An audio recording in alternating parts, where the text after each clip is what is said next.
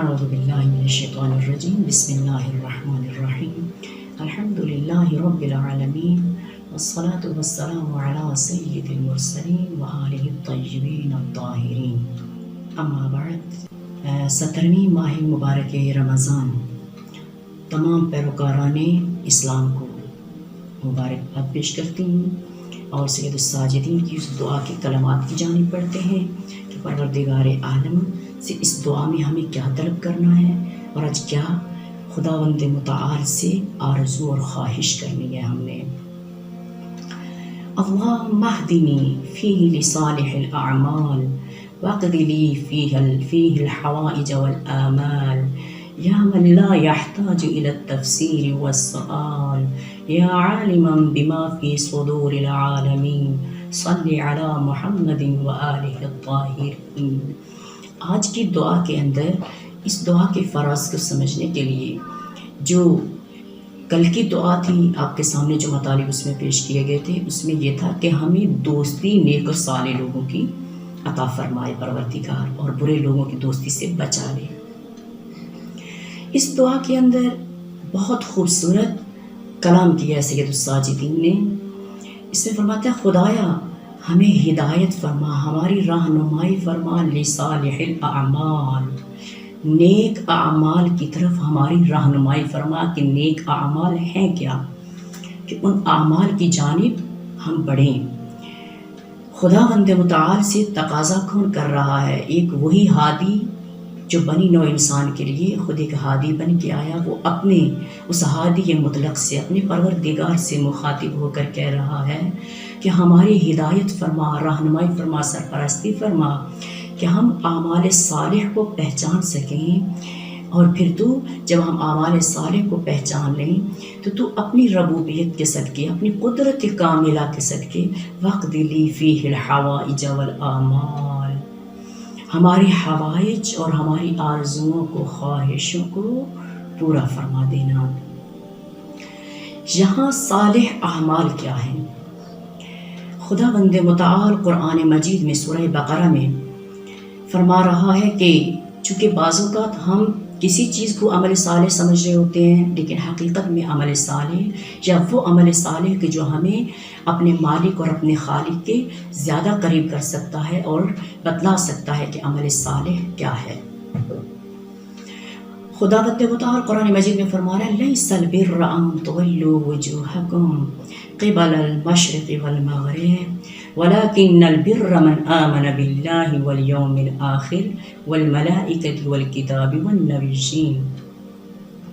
وآتى المال على حبه ذوي القربى واليتامى والمساكين وابن السبيل والسائلين وفي الرقاب۔ فرماتا نیکی یہ نہیں ہے کہ تم اپنا چہرہ مشرق یا مغرب، مشرق اور مغرب کی جانب کرتے پھرو۔ نیکی کیا ہے؟ وَلَكِنَّ الْبِرَّ مَنْ آمَنَ بِاللَّهِ، نیکی یہ ہے کہ تم اللہ پر ایمان کامل رکھو، آمن باللہ والیوم الآخر، اور یوم آخر پر یقین محکم رکھو، والملائکۃ، اور اس کے فرشتوں پر، والنبیین، اور اس کے انبیاء پر ایمان کامل رکھو۔ یہ نیکی ہے، یعنی ان کے اس عہدے میں اور ان کے ہدف خلقت میں کوئی تبدیلی لے کر نہ آؤ، جو انداز وہ آپ کے سامنے لے کر آئے اسی انداز سے ان کو قبول کیا جائے۔ پھر فرمایا وَآتَى الْمَالَ عَلَى حُبِّهِ ذَوِي الْقُرْبَى، نیکی یہ ہے کہ اپنے اقربا کے ساتھ، رشتہ داروں کے ساتھ اچھا سلوک کرو، صلہ رحمی اختیار کرو، چونکہ یہاں صلہ رحمی کے لیے پروردگار عالم نے بہت تاکید فرمائی کہ وَآتَى الْمَالَ عَلَى حُبِّهِ ذَوِي الْقُرْبَى، چاہے تم مال کے ذریعے کرو، چاہے تم اپنے جس انداز سے کر سکتے ہو، چند قدم چل کر جانا پڑتا ہے، اس میں مال خرچ نہیں کرنا پڑتا، گفتگو کرنی پڑتی ہے، جس انداز سے بھی تم اپنے اقربا کے حقوق ادا کر سکتے ہو ان حقوق کو ادا کرو اور ان سے صلہ رحمی اختیار کرو۔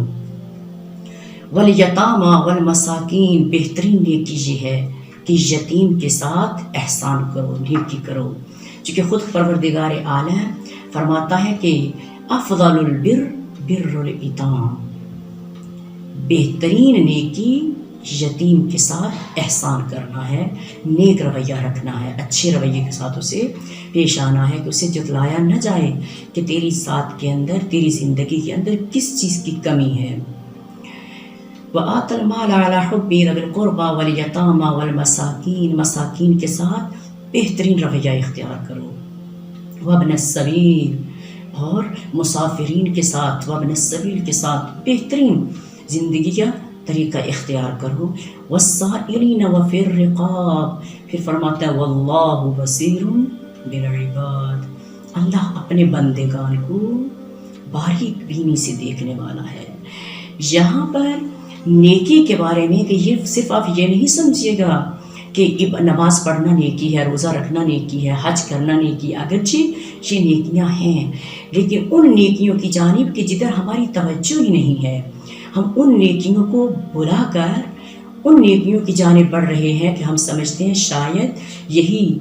طریقہ زندگی جو ہے ہمارا، ہم صرف ان واجبات کو ادا کر لیں گے، جبکہ یہ بھی چیزیں اگر آئیں تو واجبات کے اندر ادا آتی ہیں۔ خدا بند متعال جیسے امیر کائنات علی بن ابی طالب کا بہت خوبصورت جملہ اس میں اسی آیا کے تناظر میں، کہ جب فرماتے ہیں پروردگار کہ اپنے اقربا کے ساتھ حسن سلوک کرو، نیکی اختیار کرو۔ امیر کائنات نے فرمایا کہ تم مجھے ایک بات کی ضمانت دے دو، میں تمہیں 3 باتوں کی ضمانت دوں گا، 3 یا 4 باتوں کی ضمانت دوں گا، روایت کروں گی آپ کی خدمت میں۔ کون سی وہ بات کی جس کی ضمانت؟ وہ فرماتے ہیں تم مجھے دے دو تو میں تمہیں دے دوں گا۔ امیر کائنات فرماتے ہیں تم مجھے ضمانت دے دو کہ اپنے رشتہ داروں کے ساتھ، اپنے دوستوں کے ساتھ، اور جن کے ساتھ تمہارے تعلقات ہیں ان کے ساتھ صلہ رحمی اختیار کرو۔ صلہ رحمی کیا ہے؟ کہ کوئی تم سے تعلق کو توڑنا چاہتا ہے، تم تعلق جوڑنے کی بات کرو۔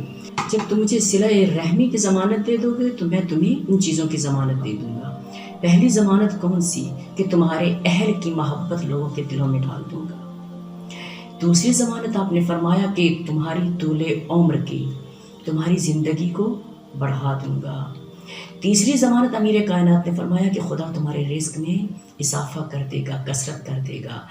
چوتھا آپ نے فرمایا کہ تمہارا مسکن جنت ہے۔ یعنی ایک ضمانت دینے سے، ایک عمل صالح، ایک نیک عمل کو انجام دینے سے پروردگار عالم اتنی نعمات ہمیں عطا کر رہا ہے، کاش کہ ہم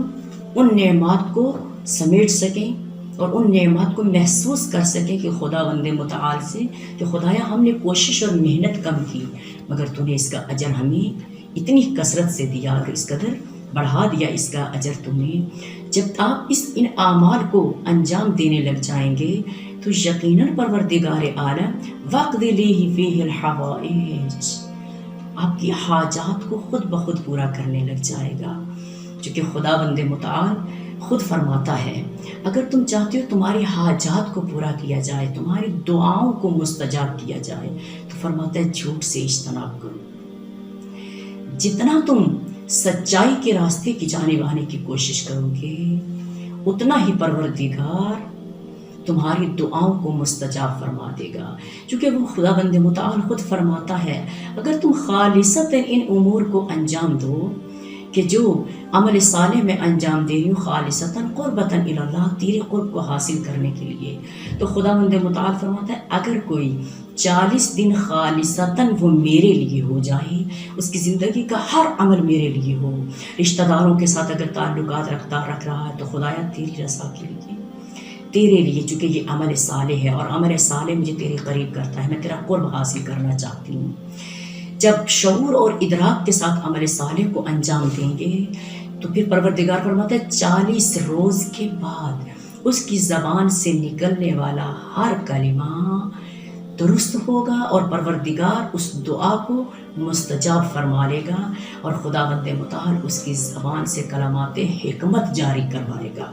جو 40 دن فقط خالصتاً قرب الہی کی جانب چلا جائے۔ حاجات جو ہم نے اپنے خدا سے مانگنی ہے، طلب کرنی ہے، ہم لوگ بہت چھوٹی چھوٹی حاجات کو طلب کرتے ہیں اپنے خدا سے۔ ہماری حاجات یہی ہیں، ہمیں اولاد دے دے، ہمیں گھر دے دے، ہمیں گاڑی دے دے، ہمیں یہ مادی جو حاجات ہیں ہماری،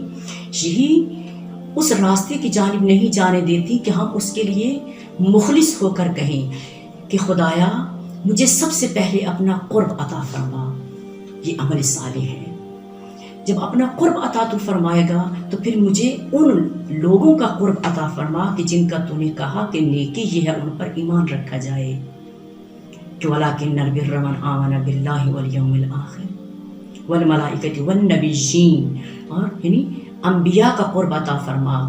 آئمہ اطہار اہل بیت اطہار کا قرب عطا فرما۔ جب ان کا قرب آپ کو مل جائے گا تو پھر یقیناً مفہوم نیکی کو سمجھ جائیں گے کہ خالصتاً مجھے پہلے اپنے پروردگار کو راضی کرنا ہے۔ کس انداز سے راضی کرنا ہے؟ ان کی اطاعت میں رہتے ہوئے اعمال صالح جس طرح وہ انجام دیا کرتے تھے میں اپنے اعمال صالح کو اس انداز سے انجام دوں جب میرا پروردگار میری حاجات کو خود بخود اور آرزوؤں کو خود بخود بر لائے۔ شخص آیا پیغمبر گرامی علیہ السلام کے پاس، یعنی بتلا رہی ہوں کہ ہم ہمیشہ مادی نعمات پروردگار سے اور حاجات طلب کرتے ہیں، کاش ہم وہ مانوی حاجات طلب کریں تو پھر آپ کی مادی حاجات خود بخود پوری ہو جائیں گی اور آپ اپنے پروردگار کے ساتھ متمسک ہو جائیں گی، اور وہ قلبی تعلق آپ کا جو اپنے خدا کے ساتھ ہے وہ نصیب ہو جائے گا۔ شخص پیغمبر گرامی علیہ السلام کے پاس آیا کر کہنے لگا، یا رسول اللہ میں موت کا مشتاق ہوں۔ بہت کم ایسا ہے نا کہ کوئی آ کر کہے کہ میں موت کا مشتاق ہوں، لیکن موت کا ہمیشہ مشتاق وہی ہوتا ہے جو زندگی میں مطمئن ہوتا ہے کہ میرے پاس اتنا زیادہ راہ ہے کہ میں جا کر اپنے خدا کا سامنا کر سکتا ہوں، میں قبر میں ملائکہ کا سامنا کر سکتا ہوں۔ تو آگر جب کہا کہ میں موت کا مشتاق ہوں تو پیغمبر گرامی علیہ السلام نے سوال کیا، کیا کوئی مال رکھتا ہے، یعنی مادیات رکھتا ہے؟ کہنے لگا جی یا رسول اللہ۔ آپ نے فرمایا کہ اپنے جانے سے پہلے اسے آگے بھیج دو۔ کہنے لگا یا رسول اللہ آگے بھیج دوں؟ آپ نے فرمایا ہاں، جو تم آگے بھیج دو گے تمہارا مال 3 حصوں میں ہے، ایک وہ جو تم کھاتے ہو، ایک وہ جو تم پہنتے ہو، ایک وہ جو تم خیرات کرتے ہو، آگے بیچتے ہو۔ جو تم کھاتے ہو وہ فنا ہو جائے گا، جو تم پہنتے ہو وہ بوسیدہ ہو جائے گا، اور جو تم اپنا آگے بھیج دو گے وہ تمہارا باقی رہے گا۔ وہ جب تم جاؤ گے تو تم اسی طرح اسے پالو گے اور وہ بہت جلد تم سے ملاقات کرے گا۔ جب اس مال کو تم دیکھو گے تو تم کہو گے کاش زندگی میں ہر چیز میں نے آگے بھیج دی ہوتی جو میری زندگی کے لیے مفید تھی اور آج آخرت کے لیے مفید ہے۔ جب تم اپنا مال پیچھے چھوڑ آؤ گے تو پھر تمہارا دل پیچھے ہی لگا رہے گا، اور جب تمہارا مال پیچھے رہے گا تو پیچھے رہنے والے نہیں معلوم اسے اطاعت خدا میں خرچ کرتے ہیں یا معصیت خدا میں۔ تو عزیزان، دعا سب سے پہلے اللہ کے ساتھ ایک قلبی رشتہ ہے کہ ایسے یقین دلانا کہ جو میں کسی اور سے اپنا راز بیان نہیں کر سکتی وہ میں تجھ سے بیان کر رہی ہوں، اور تو یقیناً میرے ان رازوں سے آگاہ ہے، چونکہ من لا یحتاج الی التفصیل والسؤال۔ میں یہاں پر تیرے سامنے اپنے سوال اور اپنی حاجات کی تفسیر بیان نہیں کر سکتی اور کرنے کی ضرورت نہیں، تم محتاج ہی نہیں ہے اس چیز کا۔ کیوں؟ اس لیے کہ ابھی تو میں تیرے سامنے حاجت کو رکھ رہی ہوں، تو نے تو اس وقت میری حاجات کے اسرار کو جانا، رازوں کو جانا جب میں نے مانگا ہی نہیں تھا، جب میں مانگنے کے قابل ہی نہیں تھا۔ تو آج تو میں تجھ سے سوال کر رہی ہوں اپنے سادے انداز میں کہ میری فلاں فلاں حاجات ہیں، میں تفسیر بیان نہیں کر سکتی اور تو محتاج تفسیر سوال نہیں ہے۔ کس لیے؟ اس لیے کہ یا عالما بما فی صدور العالمین،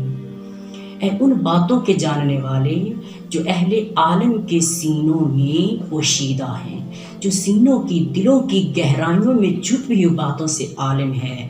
میں اسے کیا تفسیر بتلاؤں گی اپنے سوال کی، اپنی حاجات کی؟ پروردگارا تیرے سامنے جو میں حاضر ہوئی ہوں آج، اس دعا کو لے کر کہ جس دعا میں سب سے پہلے میں نے یہ کہا کہ پہلے تو مجھے وہ نیکیاں بتلا کہ جن کے ذریعے میں اعمال صالح انجام دے سکوں، وہ نیکیاں کیا ہیں، اور ان نیکیوں کو تو نے بتلا دیا